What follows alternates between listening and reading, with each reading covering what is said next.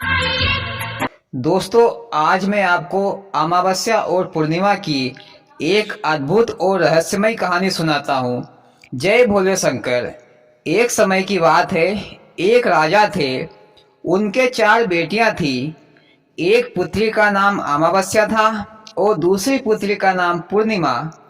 अमावस्या कामचोर, आलसी और घमंडी लड़की थी, जबकि पूर्णिमा बड़ी सज्जन और ईमानदार लड़की थी। अमावस्या अपने घर का कोई भी कार्य नहीं करती थी। वह अपना सारा कार्य नौकरों तथा भाभी बहन इनसे करवा लिया करती थी।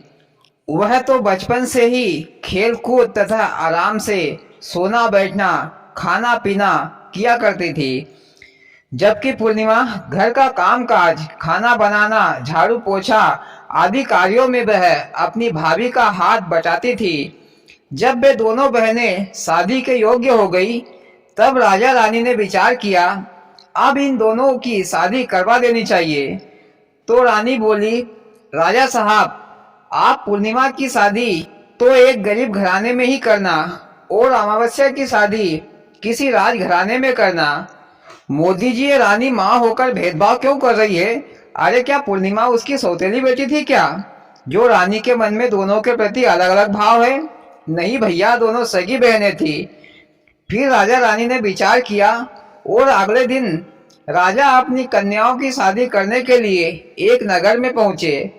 उस नगर में एक गरीब घर के यहाँ अपनी बड़ी बेटी पूर्णिमा का विवाह तय कर दिया, जबकि उसी नगर में एक राजा के यहाँ अपनी छोटी बेटी अमावस्या का विवाह तय कर दिया। कुछ महीनों बाद पूर्णिमा और अमावस्या का विवाह कर दिया। दोनों बहनें एक ही नगर में ससुराल में रहने लगी। पूर्णिमा का विवाह गरीब घर में होने के कारण उसको बाहर मेहनत मजदूरी भी करना पड़ता था और अपने घर का कार्य भी करना पड़ता था, और हमेशा भोले शंकर की पूजा पाठ भी किया करती थी। जबकि अमावस्या राजघराने में विवाह होने से वही ऐशो आराम करती, अपना सारा कार्य नौकरों से करवा लिया करती। मोदी जी, ये तो सरासर अन्याय किया रानी ने। लेकिन मोदी जी, पूर्णिमा भोले शंकर की भक्त है। भोले बाबा अवश्य ही उसका साथ देंगे, क्योंकि भोले बाबा भी अपने भक्त को कभी दुखी नहीं देख सकते। हाँ भैया, ये तो सत्य है। फिर एक दिन अमावस्या ने अपने घर पर भजन कीर्तन का प्रोग्राम रखा। नगर के सारे लोगों को निमंत्रण दिया, पर पूर्णिमा के घर निमंत्रण नहीं दिया। जब नगर की स्त्रियां अमावस्या के घर भजन कीर्तन में जा रही थी,